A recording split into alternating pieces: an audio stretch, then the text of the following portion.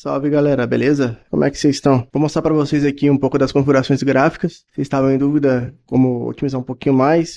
Então algumas configurações aqui vão ajudar nisso daí, sem sacrificar o realismo que te passa. A placa de vídeo, isso aqui não manda muito. Eu tenho uma 9070 XT, mas eu até consigo usar esse modo Godlike. Mas eu fiquei no Ultra porque foi o que eu achei mais estável usando o decodificador de 10 bits. Se você tem uma placa de vídeo mais fraca, eu tinha uma 3070 e rodava bem pelo menos o Automobilista 2. Eu usava aqui no alto mesmo. Abaixo do alto não compensa, você perde muita visibilidade, mas pelo menos no alto. Eu recomendaria deixar no mínimo aqui no alto, para ter uma visibilidade boa. O frame rate, se você não consegue manter 90 FPS ou mais, dependendo do seu VR, fique em 72 ou menos, mas de preferência quanto mais melhor. Você não pode ter stutter, né? Você não pode ter aqueles lag, aqueles engasgos. Porque se você tiver, ele vai te dar uma sensação ruim no VR. Geralmente você perde um pouco da noção do 3D. Pode te dar uma vertigem. É um pouquinho complicado trabalhar FPS em VR. Bitrate. Aqui, se você tem um roteador bom, ou você tem pelo menos um mediano ali que tem Wi-Fi 6, seu VR conecta com Wi-Fi 6 de preferência, deixa no máximo. Mas assim, faça testes. Se você precisa deixar muita coisa conectada no seu roteador pela rede 5G, talvez isso aqui vai ter que ser mais baixo. Mas igual aqui em casa, fica somente o VR, então isso aqui ajuda bastante. Outra coisa, o SSW. Isso daqui é como se fosse um FrameGen.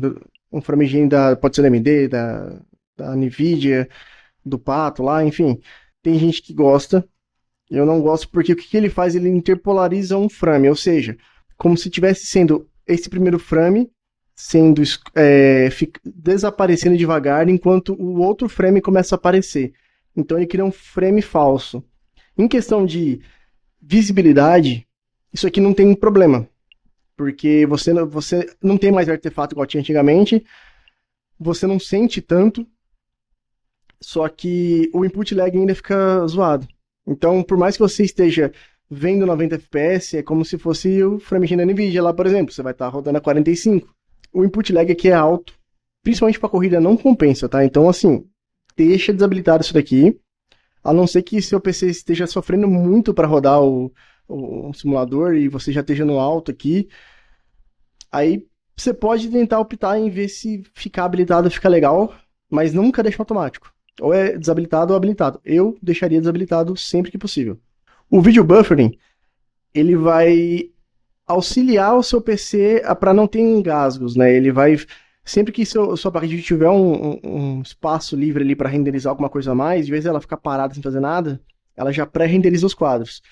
Então isso aqui ajuda você a ter um pouco mais de suavidade no que você está fazendo, né? Se vocês tiverem alguma dúvida, fala para mim aqui nos comentários que eu já explico para vocês. Vamos em outra coisa que importa e muito. Eu recomendo muito, se você tem um VR e o seu VR não é dedicado, use o Virtual Desktop. Usa, é a melhor coisa que você faz. Primeiro você tem que ver qual que é o seu VR, né? Se o seu VR tem suporte. Se você tiver um Quest 3 ou um mais novo talvez, compensa você ir de AV1, principalmente se tiver uma placa de vídeo nova, um modelo mais novo. A minha 9070 tem suporte, mas o Pico 4 infelizmente não tem.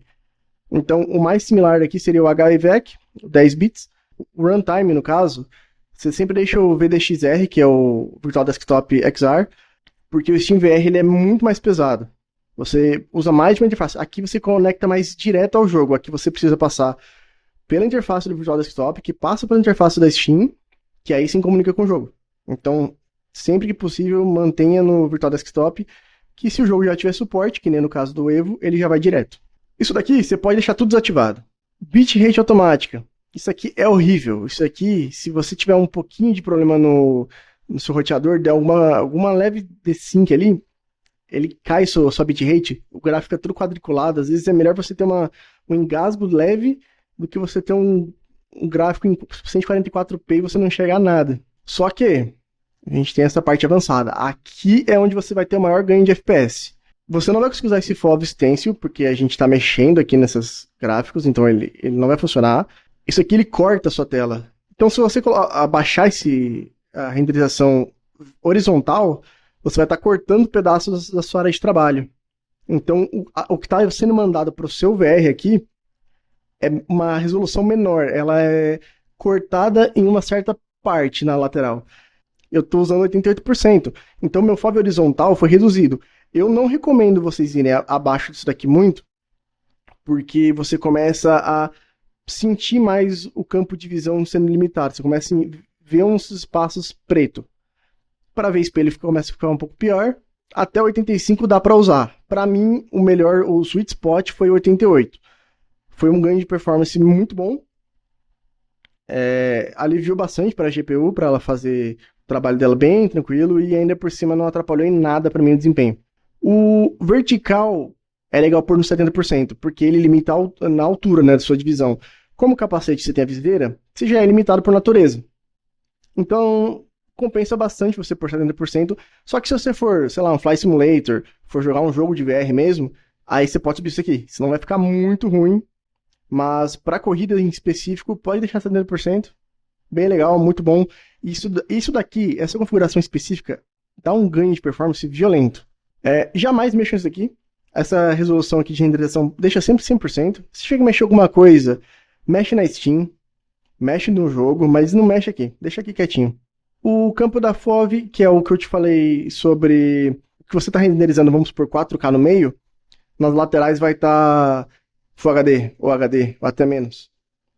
Eu gosto de deixar 25%, para mim foi o melhor, porque quando eu vou olhar para uma HUD, eu viro um pouco o rosto para ver ela. Não dá para você ver só com o olho. Quando eu viro, a HUD já fica bem nítida. Acho que no vídeo vocês perceberam a HUD meio borradinha nos arredores, né? É por causa disso daqui. O sharpening é legal você ter um pouco, não muito, senão começa a ficar tudo meio pipocado na sua cara. E a prioridade de jogo também é interessante você deixar ativada. Vai dar um pouco mais de foco no jogo sem você ter tanta interferência externa. Então você reduz um pouco de latência também. Aí galera, estamos de volta aqui agora já na Assetto Corsa Evo. Bom, eu deixei para vocês ali a interface para vocês verem como que tá tudo do jeito que eu falei que eu tinha deixado, né? A bitrate, encoder, a modalidade gráfica. Então vamos aqui. O que tem de novo aqui é sobre perspectiva, a compressão, essas coisas você pode deixar zerado, não atrapalha em nada. Deixar zerado, né? Se deixar ligado vai dar problema. V-Sync, sempre deixa desligado para VR. Você não quer ter mais latência. O FPS limitado eu limitei para o meu VR, mas não tem necessidade, porque o próprio VR já limita sozinho. O gráfico, como eu deixei no vídeo para vocês lá do Assetto Corsa 0.8, é a mesma coisa, eu não mexi. Eu não vou repassar por ali agora para não ficar longo o vídeo. Aqui é a principal mudança. Densidade de pixel. Como é que funciona? Quanto maior a densidade de pixel, mais pixel virtual você tem dentro de um único pixel. Então aqui a gente tem 1 para 1. Se eu aumentar isso daqui, o computador começa a empurrar meio que um pixel falso dentro do seu pixel. Então você fica com 2 pixels em 1. E assim vai indo, conforme você vai aumentando aqui a porcentagem. Meu menu é meio lagado, desculpa. Mas você vai não compensa em nenhum VR Make atual. A não ser que você tenha uma 5090, 9090 Ti, Titan Supreme, sei lá das quantas. Mas se você tem um VR mais antigo, que nem eu já tive o Rift S, aí compensa você aumentar isso daqui porque vai melhorar um pouco a nitidez. Esse Foveated Rendering é que nem eu falei no começo do vídeo ali no Virtual Desktop. Ele borra as bordas, para você ter uma qualidade de imagem pior nas bordas, que você não vai notar tanto, e nisso ganhar desempenho. Eu deixo agressivo, então ele pega uma área maior, ele reduz a resolução com uma agressividade a mais, não tem tanta percepção, a não ser que você fique olhando meio zarolho para a HUD. Escala de mundo, 100%, sempre deixe 100%, você quer ter o máximo de realismo. Preferir performance sobre latência. Aqui é o seguinte, se você, olhando ali naquele gráfico abaixo, quando você for fazer seus testes, você vê que sua latência de jogo está muito alta, seu MS está alto, e você está rodando liso, você desativa isso daqui. Deixa desativado. Se você sente que está tendo alguns engasgos e não está sendo por conta de latência de alguma coisa ali de baixo, e sim do jogo, né? O jogo, às vezes o processador chegando bem alto, a placa de vídeo chegando bem alta, ativa isso daqui que ajuda. Essa Hidden Mask é basicamente o que eu falei sobre você dar uma maquiada na sua, nos pixels em volta. Então, o que você não tá sendo jogado para pro seu VR, ele é meio que apagado. Isso daqui foi o que me perguntaram sobre o menu também. Fizeram uma pergunta. Essa visão de espectador é o que vai fazer aparecer o seu jogo no computador agora. Se você abriu pela primeira vez, no VR, provavelmente o seu PC vai estar com a tela preta no jogo. É por causa disso daqui. Você ativando aqui, você habilita de volta no jogo. Só que, infelizmente, ainda é aquele negócio, né? É a tela partida no meio. Eu não gosto disso daí, acho horrível. Mas, né? É o que tem para hoje. No mais, é isso aqui só. Espero que tenha ajudado vocês. Qualquer dúvida a mais, manda nos comentários aí que eu vou estar ajudando. Beleza? Valeu, falou!